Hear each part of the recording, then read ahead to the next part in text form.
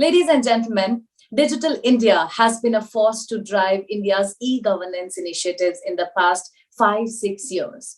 Not just delivering key services to the remotest part of the country digitally, the program has been at the forefront during the difficult COVID-19 pandemic times. Next is a fireside chat on India sets high goals for the digital governance ecosystem. I would now like to invite Arpit Gupta, Assistant Editor, ETGovernment, to lead the conversation. Over to you, Arpit.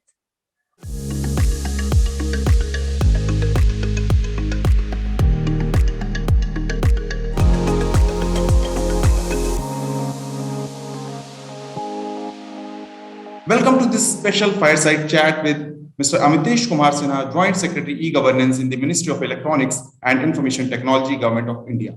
The topic today we are going to discuss is India sets high goals for digital governance and e-governance ecosystem. Thank you for joining us, sir. Welcome to the Fireside Chat. Thank you.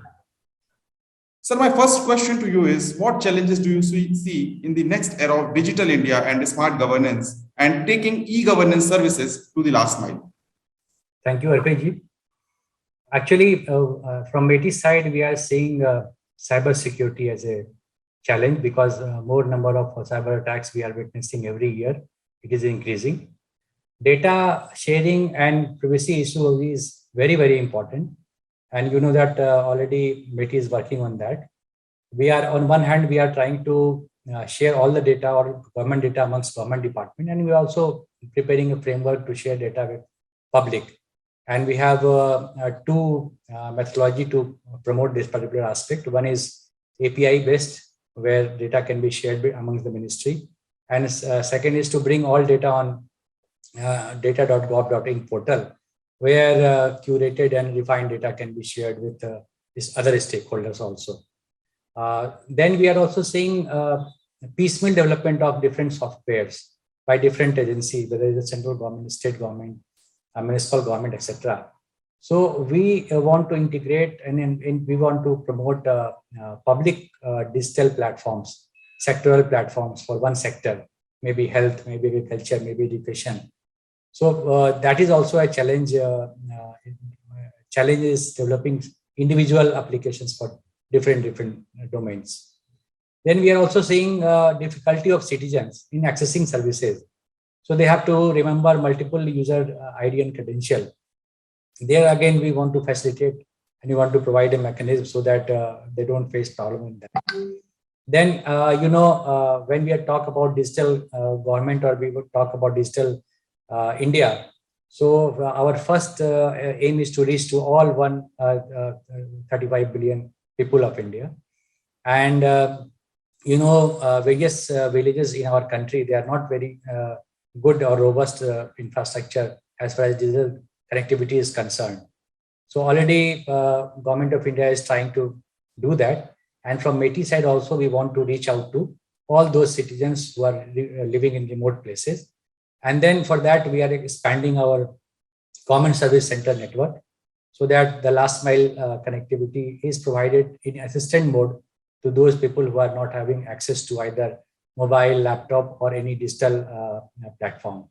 Sir, you just talked about taking e-governance services to the last mile. So while we think of taking these digital services or technological-led services to the last mile, we need to have a robust, scalable, and agile digital infrastructure. So how are you establishing a robust digital infrastructure to implement e-governance services and taking them optimally to the last mile? So I will break this question into two parts. One is to provide services to all citizens. So there we are trying to aggregate all services at one place.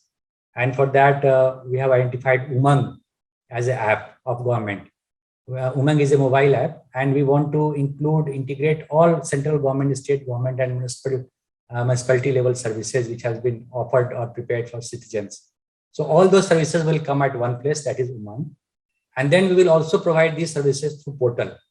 So now we have a portal and we have a mobile app. And to reach out to the public or citizens who are living in a remote places, the second part of the question, we are providing all these services through CSC center, which is assisted mode.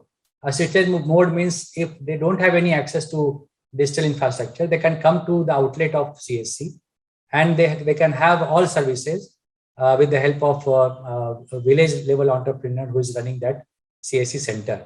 We have already around 4.4 lakhs of CSC outlets, and now CSC is trying to integrate their services with the postal department also, and postmen are also now being integrated as a village level entrepreneur. They are also integrating with fair price shops, ration shops in remote places, so that the reach of these outlets to provide services to citizens increases from 4.4 lakhs to 10 to 11 lakhs. So if we are able to do so, then probably all remote places will be connected, and CSC is constantly trying to reach out to more gram panchayats where their presence is not there. Only the economic viability of VLE is a question, but they are doing their best to increase the viability potential of a particular V and to increase the outlet reach out for their outlets to different part of the country. So if that will happen, then all citizens will have access to all digital services. How have you seen changing the governance in India after e-governance came into picture in last 1 or 2 decades? Earlier, there was individual efforts. So all tech-savvy people, whether in government or in private, they were trying to develop solutions for a particular local problem. And that was initial foundation. After that, when technology further advanced, they started preparing integrated solutions. And now the time has come for a sectoral public platforms. Suppose I give you an example like health is a platform. In a health platform, suppose a person, a citizen gets a health ID and he can integrate all his primary health records, whether it is a pathology reports, or it is a physician prescription, or it is a hospital discharge summary.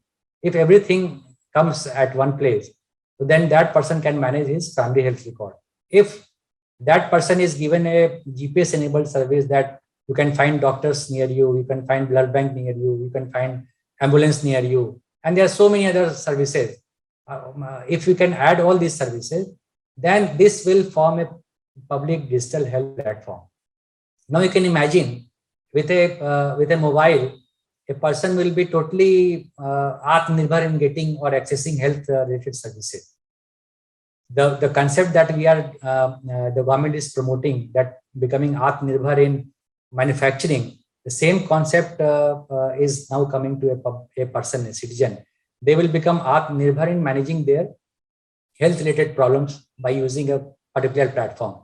Similar kind of platform can be developed for education, where teachers, school administration, student, government, all schemes related to education, all scholarships, everything can be integrated together. Similar kind of a platform can come for agriculture. And later on, we can also integrate all these platforms to come up a common platform which will further give a lot of insight in policy making and all that. So I think this is, I can trace development of IT like this. How important you feel is the data in policy implementation and decision making? So data is a very, very important aspect of digital economy. And I see data, use of data by different agencies like this. So for central government, data is very important because we have to formulate new policies and we have to see that our policy objectives are being met and the beneficiaries are covered as per our expectation. If that is not happening, then our objective is not served. So we want to collect data to understand different aspects of that and to reach out to those people who are not getting any benefit from the government side. So in policy making, this will be very, very, very useful. If we consider from a state government point or municipal government point again, the same logic applies there. They also want to offer some services, some schemes they are preparing to help those people who are needy. And again, the data will help them. It will give them a clear data of all citizens with all Aadhaar number, bank account details, so that they can reach out to them in a quick manner. From public point of view, from private participation point of view, Startup ecosystem is coming in our country. We have seen that unicorns, so many unicorns in last year, 2021, and it is still more expected in this particular year. So for these startups, these data sets are very, very important. And they try to build on their use cases, they try to build on their applications on the basis of this data. So this is again very important. So from all these aspects, data sharing is important, and we are trying to facilitate this amongst government department, and then from the government data will be shared with private people also, and they can also enrich this data sets by contributing from their side. So we have already circulated few policy guidelines in this regard, and we want to publish all data without any blockage of data from our side as far as it is possible, and it is not infringing any confidential things. Data privacy is again very important thing, because we never propagate anything which infringe with private details of any person. So mass data will be a good thing, because data is a data and it doesn't have any relation with a particular person. For policy making, we have to think overall data, not a person data. So that policy is also putting in place. And API is a very good mode of sharing data amongst government department and various agencies outside government also. During the pandemic, also, sir, we have seen that MIT has taken a lot of digital transformation initiatives and brought out a lot of tech solutions to actually facilitate the citizens of the country. Can you please elaborate on a couple of good initiatives that have really helped the citizens in that difficult time?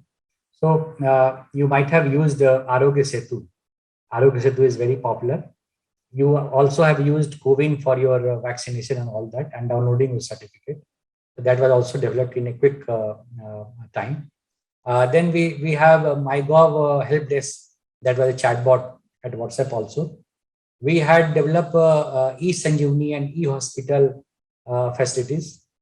Umang is a development during that phase. Umang is basically a place where all services we want to integrate. So that is again a good thing. Then we have also done e-Rakt Kosh, that is giving blood bank details. We had also prepared GPS-enabled data analytics for tracking oxygen availability.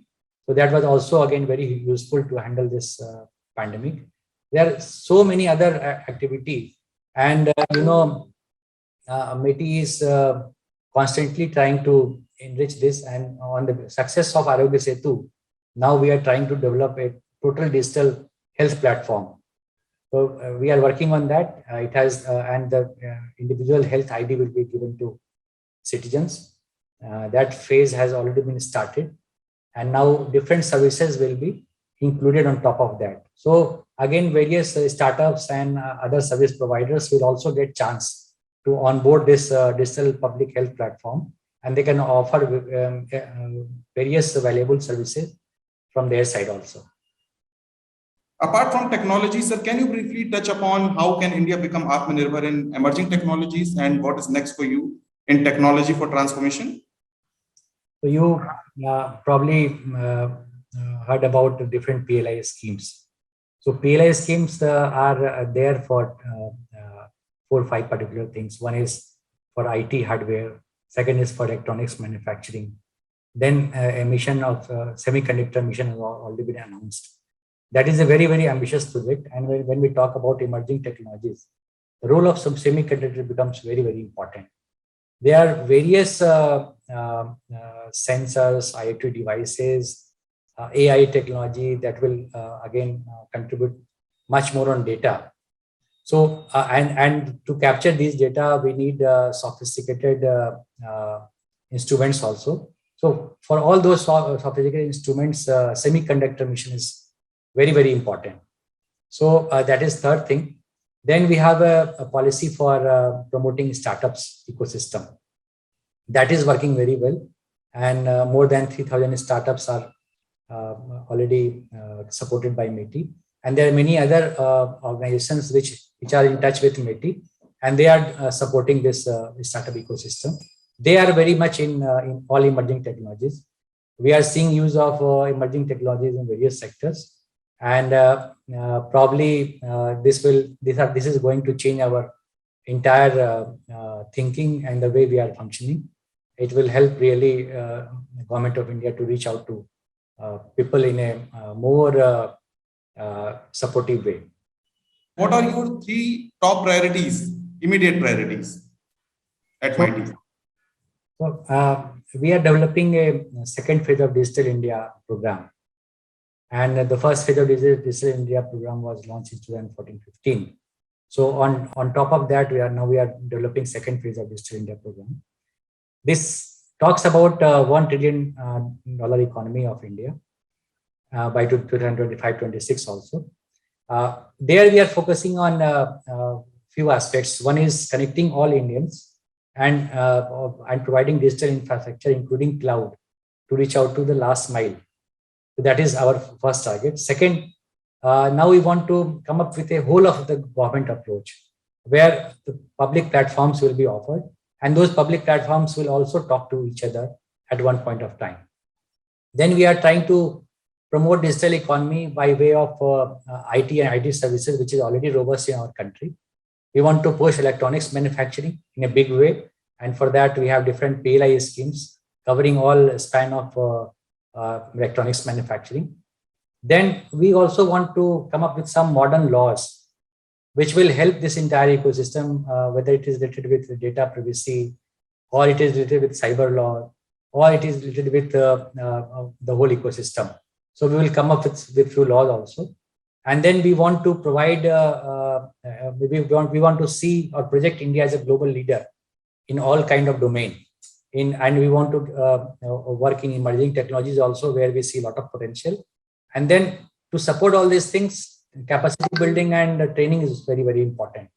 So India can become a talent nation if a proper policy is put in place with the help of academia, industry, and government all. So that training and the talent nation concept can be built up. To supplement the manpower with the required capacity building and require skill development, it is necessary that we have collaborations, not only with the industry, but also with the academia and the other stakeholders, those who are actually stakeholders in the technology domain. So before we wrap up, my last question to you, sir, what would be your closing remarks on the roadmap for $1 trillion digital economy? We are very confident that by 2025-26, we will surpass this $1 trillion economy thing. Our honorable ministers have already given details about that. So one part of that will be electronics manufacturing. One part of that will be IT and IT-based services, in which India is already a strong point. And the third part will be mostly on the basis of public digital platforms and emerging technologies. So emerging technologies, we hope that it is going to play a big role in supporting digital economy. So together, if we put all these things, we will surpass $1 trillion economy. It will be a proud moment for all of us. And with the support of the talent we have in India and the unicorns we are producing every week or every fortnight, I'm very sure that India will have a very thriving digital economy in place. And technology is the future, which is the crux of our conversation. With this, I would like to thank Mr. Amitesh Kumar Sinha. Thank you so much for joining us for this exclusive fireside chat. And we hope that whatever goals India has set for the digital governance ecosystem and making $1 trillion digital economy, we will soon achieve that. Thank you so much, sir. Thanks for inviting me. Thank you so much.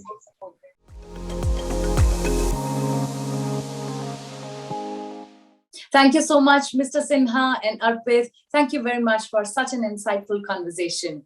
Stay tuned, everyone. We'll take a short break here.